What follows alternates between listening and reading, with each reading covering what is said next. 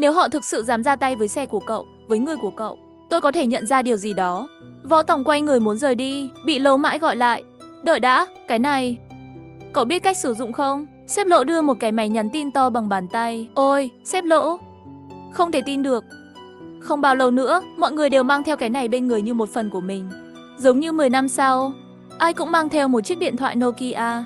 Võ Tòng mới rời đi được nửa tiếng. Võ Phúc Ngân hối hả chạy vào phòng làm việc của Lỗ Mãi. Sếp Lỗ, tôi có tin quan trọng cần báo cáo cho anh. Chuyện như thế này, Võ Tòng đang đi mô tô trên đường cao tốc. Lý Bằng có bằng lái xe tải lớn. Trên đường cao tốc, em ấy lái xe rất ổn định, không vấn đề gì. Nhưng nếu xảy ra tai nạn bất ngờ thì phải ứng phó ra sao? Chắc chắn em ấy sẽ không ứng phó được. Máy nhắn tin trên người reo liên hồi. Một dòng chữ Việt, 3 chiếc xe tải nông nghiệp chở gỗ. Là số điện thoại trên bàn làm việc của sếp Lỗ. Tam tỷ phu, muốn dừng xe lại sao? Tìm một chỗ dừng lại. Tiểu Bằng à, em đi mô tô với Tiểu Hồng trở về huyện trước đi, anh sẽ lái xe đưa Lý Bằng về. Võ Tòng một mình lái xe tải lớn. Trên đường thuận lợi. Khi Võ Tòng nghĩ chỉ là giật mình vô cớ thì bất ngờ phía sau có một chiếc xe tải chở gỗ vượt lên. Phía trước là đoạn đường lên dốc.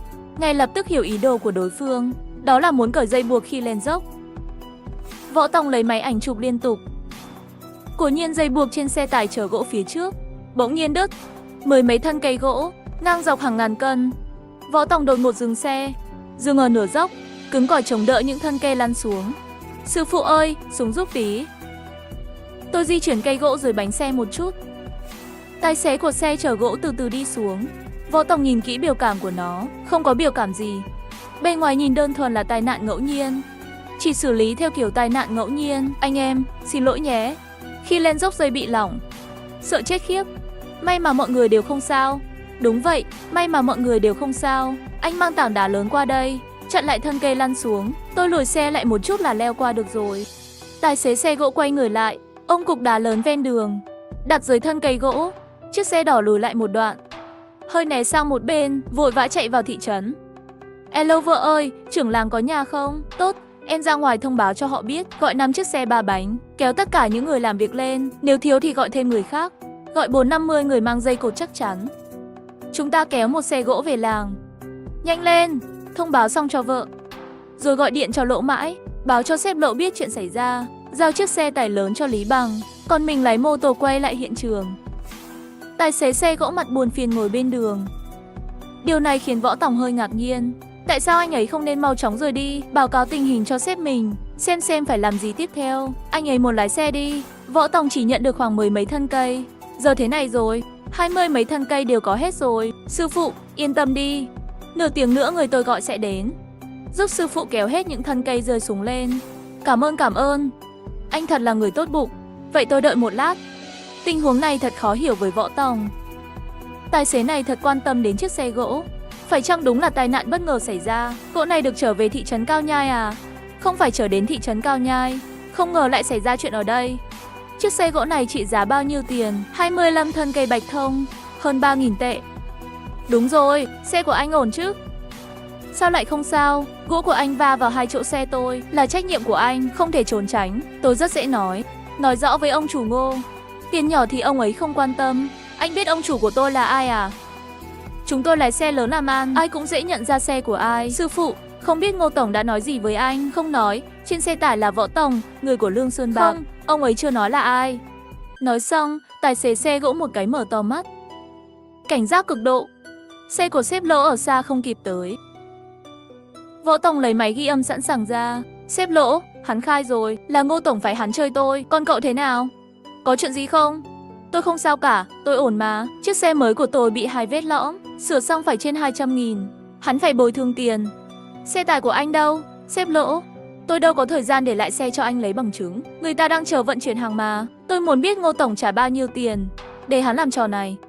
Nói, âm mưu gây tai nạn xe, giết người cố ý. Không ai có thể trốn thoát đâu. Ngô Tổng chỉ trả tôi 1.000 tệ thôi. Đồ khốn, mạng tôi chỉ đáng 1.000 tệ sao? Mấy anh cẩn thận lấy ra đưa cho sếp Lỗ. Bên trong có hình anh ta cố ý cắt dây thừng. Đó là bằng chứng tội của hắn. Sếp Lỗ ở đây không liên quan gì đến anh nữa. Đưa hắn về đồn đi. Lỗ Mãi nhìn vài chục khúc gỗ lớn nằm rải rác trên mặt đất, mắt nhìn xong mà không nói lời nào. Sếp Lỗ, ý anh là những khúc gỗ này phải trả lại cho Ngô Tổng à? Hay anh kéo về làm công lao tịch thu? Anh không phiền phức chứ? Làng tôi xây trường mới, thiếu bàn ghế, băng ghế mới. Anh bảo Ngô tổng những khúc gỗ này bao nhiêu tiền? Nếu hắn dám, hắn tới tìm tôi lấy tiền. Võ Tòng, đồ ngốc, việc này cũng trái phép đấy. Những khúc gỗ này, chiếc xe này tôi kéo về làng trước dùng.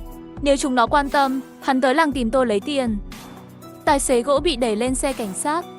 Trưởng làng đến cùng 5 chiếc bà gác. Võ Tòng, cậu không sao chứ? Cậu lấy gỗ to thế này ở đâu vậy? Sao lại bị vỡ ra thế kia? Trương Minh làm bàn ghế mới. Mời thợ mộc giỏi nhất trong thị trấn, thợ làm tay nghề giỏi nhất. Võ Phúc Ngân cười không nổi miệng. Cùng nhau kéo lên đỉnh đồi. Một xe gỗ này vài ngàn tệ đấy. Chỉ có cháu tôi có khả năng hiến tặng cho trường. 450 người xúc động.